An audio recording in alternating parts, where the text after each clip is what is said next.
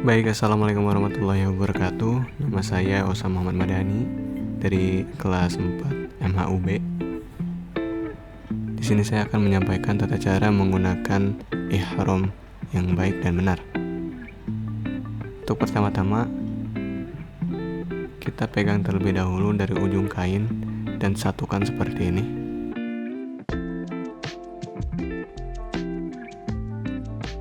Setelah itu lipat kain ihram ke dalam seperti ini dan lebihkan sedikit kain untuk nantinya dipergunakan untuk pegangan istri bagi yang memiliki istri. Lalu lipat seperti ini dan sarungkan.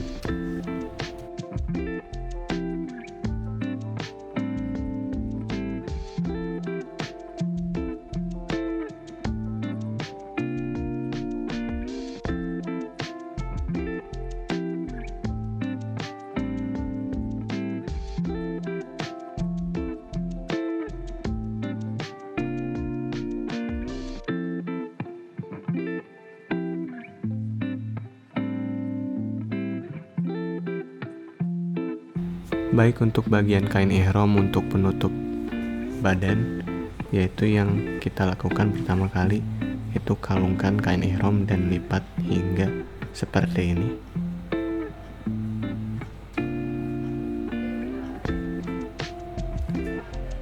Setelah itu kita masukkan kain yang sebelah kiri itu ke belakang seperti ini dan masukkan kan kain ihram bagian bawah.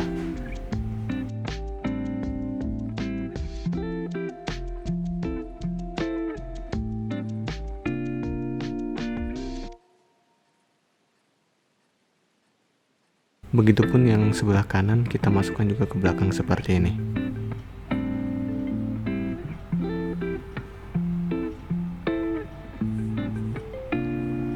Nah, setelah itu kita turunkan kain yang telah dikalungkan tadi ke belakang seperti ini.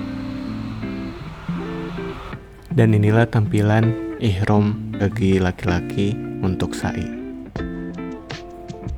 Adapun untuk tawaf, kita hanya perlu mengeluarkan kain yang sebelah kanan dan taruh di pundak atas. Dan beginilah tampilannya. Lalu setelah itu kita berniat dengan membaca Nawaitu hajja wa ahramtu bihi lillahi ta'ala labbaik Allahumma hajjan. Doa-doa seputar haji dan umroh. Yang pertama saya akan membacakan doa tentang setelah mengambil ihram. Nah, doanya yaitu Allahumma uharrim sya'ri wa bashari wa jasadi wa jami'i jawarih min kulli syai'in harramtahu ala muhrim abtagi bidzalika wajhakal karim ya rabbal alamin. Lalu yang kedua, doa memasuki Masjidil Haram yaitu Allahumma antas salam wa minkas salam wa ilaika ya'udus salam fahayyina rabbana bis salam wa adkhilna jannata darus salam tabarakta ya dzal jalali wal ikram. Allahumma iftah li abwaba bi rahmatik bismillahi walhamdulillah wa salatu wassalam wa ala rasulillah.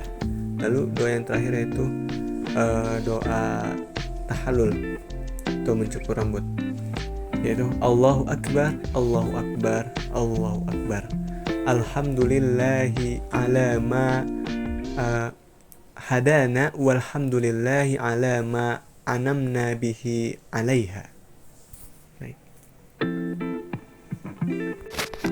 Baik, di sini saya akan menjelaskan mengenai apa sih bimbingan manasik itu, manasik haji itu. Nah, jadi bimbingan manasik haji dan umroh itu merupakan sebuah kegiatan, yaitu arahan atau bimbingan dari sebuah lembaga, mau itu GO, government organization, ataupun NGO, non-government organization, yang nantinya akan membantu persiapan, entah itu dalam hal pengetahuan, kesiapan mental dari para calon jamaah, dan juga bantuan dari hal teknisnya, yaitu teknis lapangan atau praktiknya gitu. Nah, di antara lembaga yang menyelenggarakannya itu ada KBIH dan KUA, Kantor Urusan Agama, dan KBIHU atau kelompok bimbingan ibadah haji dan umroh. Nah, jadi di antara dua itu terdapat perbedaan juga. Apa sih perbedaannya bimbingan di KBIHU dan KUA? Nah, adapun perbedaannya yaitu yang pertama dalam hal penyelenggaraan di KUA itu biasanya diselenggarakan oleh lembaga KUA yang mana yang bimbingnya juga itu dari anggota KUA-nya tersebut yang tentunya sudah ditunjuk itu untuk fokus terhadap pelaksanaan bimbingan manasik haji gitu ataupun umroh. Nah, adapun di KBIH itu dikelola oleh yayasannya gitu. Mereka sudah punya strukturnya sendiri, bagian-bagiannya yang nanti akan menjadi pembimbing, menjadi teknis lapangan, segala yang mempersiapkan segala hal lah pokoknya. Itu diurus oleh yayasan gitu. Nah, lalu yang kedua itu dalam hal lingkup peserta. Nah, untuk bimbingan manasik di KUA itu dibuka buat calon jamaah yang sudah terdaftar haji di KUA setempat gitu. Nah, untuk peserta bimbingannya juga berasal dari masyarakat umum yang telah terdaftar tentunya. Dan tentunya di calon jamaah yang terdekat dari KUA gitu maksudnya tuh. Terdekat dari KUA-nya gitu jamaahnya. Nah, adapun untuk di KBIH itu diikuti oleh calon jamaah itu lebih luas lagi gitu.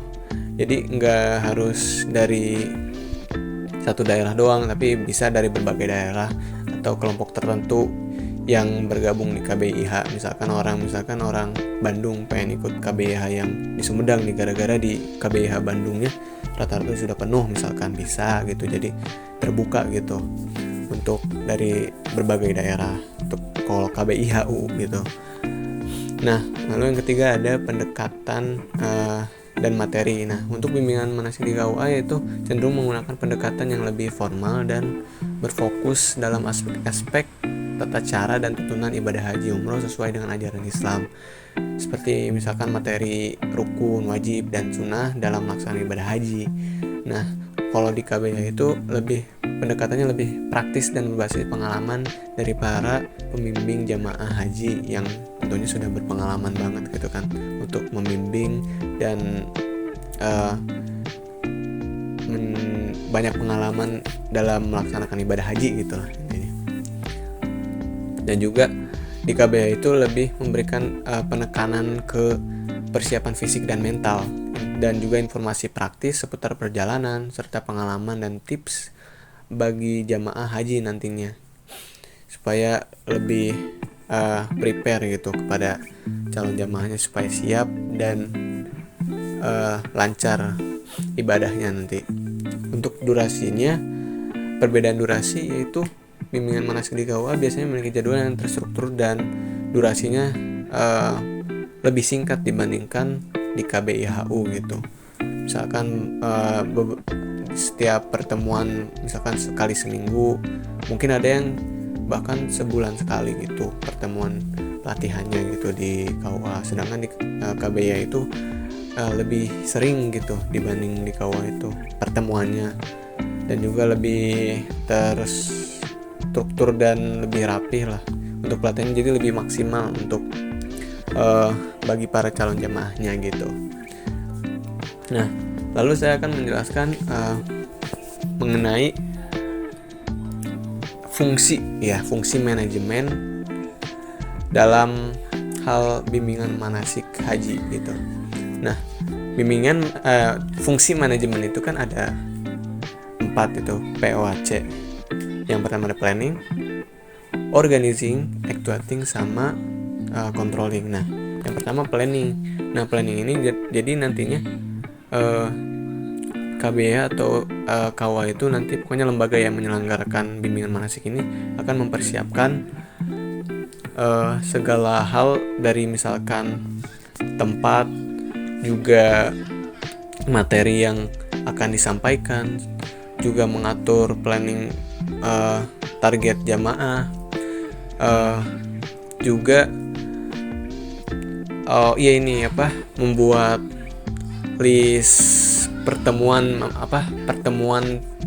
materi per pertemuan itu belajar apa aja gitu, menyampaikan apa aja kepada jamaah. Misalkan praktik minggu ini bahkan diajarin praktik sa'i atau apa gitu, jadi lebih rapi, agar lebih rapi dan tersusun untuk penyelenggaraan bimbingan manasiknya.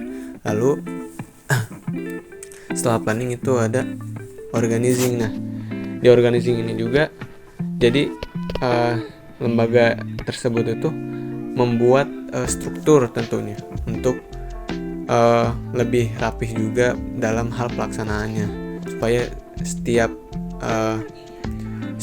divisi itu bakal fokus dan bertanggung jawab akan hal yang mereka tanggung jawabi gitu.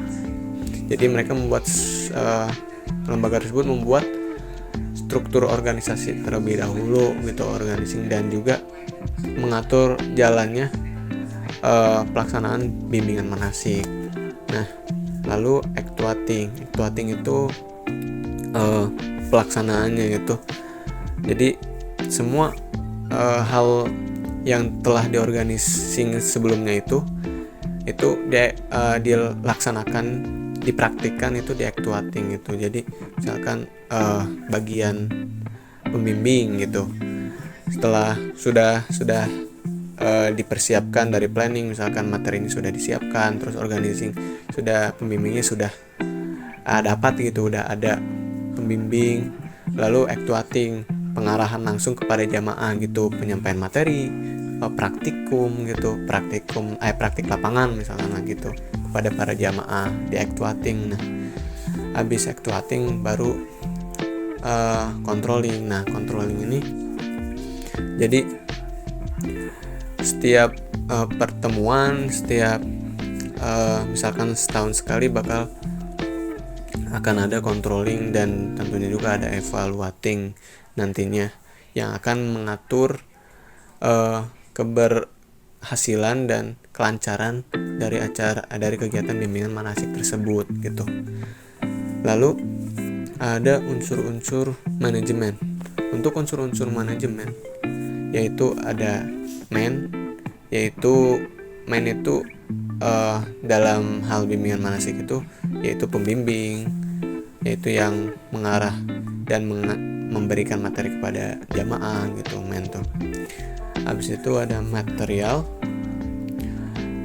itu ya alat-alat seperti misalkan dikasih buku buku untuk tuntunan ibadah haji gitu kepada setiap jamaah. Jadi material itu barang-barang yang seperti kain ihram segala macam lah, intinya seperti itu.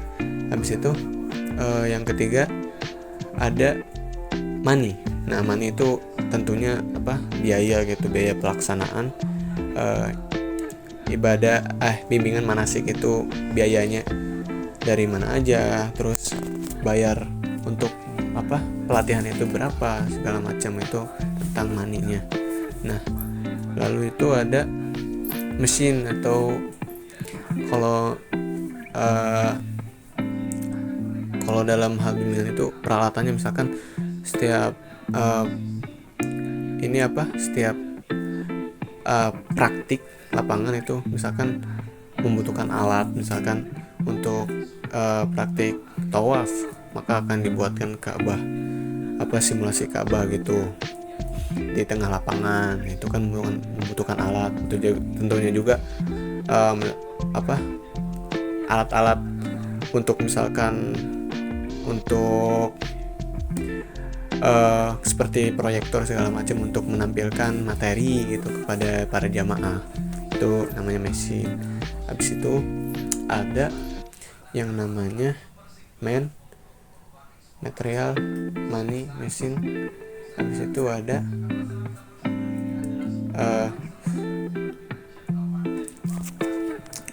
market atau pasar kalau di ini. Nah, mungkin pasar ini itu berupa jamaah itu sendiri gitu, karena kita menyampaikan ini materi segala macam itu kepada para jamaah gitu. Kita mencari orang yang ingin melaksanakan haji untuk mempersiapkan haji gitu ya, tentunya kepada jamaah, para calon jamaah haji gitu. Jadi targetnya itu pada para calon jamaah haji. Mungkin seperti itu. Sekian, terima kasih. Assalamualaikum warahmatullahi wabarakatuh. Innal hamdalillah nahmaduhu wa nasta'inuhu wa nastaghfiruh wa na'udzu billahi min shururi anfusina wa min sayyiati a'malina may yahdihillahu fala mudilla lahu wa may yudlilhu fala hadiya lahu. Asyhadu an la ilaha illallah wa asyhadu anna Muhammadan abduhu wa rasuluh, amma ba'd.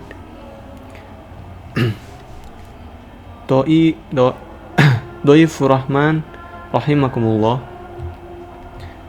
Hari ini di padang Arafah yang insyaallah diberkahi Allah Subhanahu wa taala, kita berkumpul di bawah naungan kasih sayang Allah Subhanahu wa taala yang Maha Pengasih dan Maha Penyayang tentunya, yang telah menganugerahkan kepada kita kesempatan berharga ini untuk berada di tempat yang penuh berkah ini.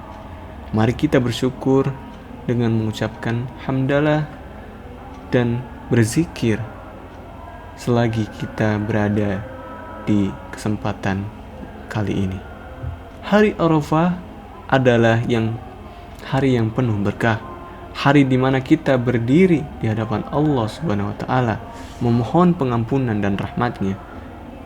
Di tengah keramaian ini, di antara jutaan jamaah haji yang hadir, kita menjadi bersatu dalam keyakinan, cinta dan keinginan untuk mendekatkan diri kepadanya, Allah Subhanahu wa taala. Pada hari ini kita berada di tempat yang dipilih oleh Nabi Muhammad SAW untuk berkhutbah dalam masa kegiatan haji. Dalam khutbah beliau, Rasulullah memberikan pesan-pesan penting kepada umatnya. Di antaranya itu mengenai menjaga persatuan, menghormati hak-hak sesama, dan memelihara ukhuwah Islamiyah. Hari Arafah juga mengingatkan kita akan perjuangan dan kesabaran Nabi Ibrahim alaihissalam dalam perjalanan hidupnya. Beliau menghadapi berbagai cobaan dan ujian, namun beliau tetap teguh dalam iman dan taat kepada Allah Subhanahu wa taala. Dan beliau menunjukkan kepada kita arti sejati dari tawakal dan kepasrahan kepadanya. Dhaifur Rahman rahimakumullah. Hari Arafah adalah momen yang tepat bagi kita sebagai seorang muslim untuk merefleksikan diri dan memperbaiki hubungan kita dengan Allah Subhanahu wa taala. Mari kita tinggalkan dosa-dosa yang telah lalu dan berkomitmen untuk hidup lebih baik sebagai hamba Allah yang bertakwa. Terakhir, mari kita mendoakan umat muslim di seluruh dunia yang sedang menghadapi cobaan dan tantangan. Semoga Allah melindungi mereka, memberikan kekuatan dan memberi jalan keluar dari segala kesulitan yang mereka hadapi. Barakallahu walakum fil Qur'anil Karim wa nafa'ani wa iyyakum bima fihi minal ayati wa dzikril hakim wa taqabbalallahu minni wa minkum tilawatu innahu huwas samiul alim wastaghfirullah innahu huwal ghafurur rahim. Alhamdulillahi wa kafa wa usalli wa usallimu ala sayyidina Muhammad Mustafa wa ala alihi wa ashabihi ahlil wafa. Asyhadu an la ilaha illallah wahdahu la syarika lah wa asyhadu anna sayyidina Muhammad abduhu wa rasuluh wa amma ba'd. Fa ya ayyuhal muslimun, Dhaifur Rahman rahimakumullah, usikum wa nafsi bitaqwallahil aliyil azim. Wa'lamu anna Allah amarakum bi amri azim. Amarakum bis salati wassalamu ala nabiyyil karim. Faqala inna Allah wa malaikatahu yusalluna ala nabi. Ya ayyuhalladzina amanu sallu alaihi wa sallimu taslima. Allahumma salli ala sayyidina Muhammad wa ala ali sayyidina Muhammad. كما صليت على سيدنا إبراهيم وعلى آل سيدنا إبراهيم وبارك على سيدنا محمد وعلى آل سيدنا محمد كما باركت على سيدنا إبراهيم وعلى آل سيدنا إبراهيم في العالمين إنك حميد مجيد. اللهم اغفر للمسلمين والمسلمات والمؤمنين والمؤمنات الأحياء منهم والأموات. اللهم ادفع عنا البلاد والغلاء والوباء والفحش والمنكر والبغي والسيوف والمختلفة والشداء المحن ما ظهر منها وما بطن من بلدنا هذا خاصة ومن بلدان المسلمين عامة إنك على كل شيء قدير. اللهم إنا نسألك إيمانا كاملا ويقينا صادقا ورزقا واسعا وقلبا خاشعا ولسانا ذاكرا وحلالا طيبا والتوبة نصوحا. اللهم اجعل لي حجنا مبرورا وسعيا مشكورا وذنبا مغفورا وعلى صالحا مقبولا وتجارة لن تبور يا عالم ما في الصدور. أخرجنا من الظلمات إلى النور. عباد الله إن الله يأمر بالعدل والإحسان وإيتاء ذي القربى وينهى عن الفحشاء والمنكر والبغي ويعظكم لعلكم تذكرون فاذكروا الله العظيم يذكركم وذكر الله أكبر. Assalamualaikum warahmatullahi wabarakatuh.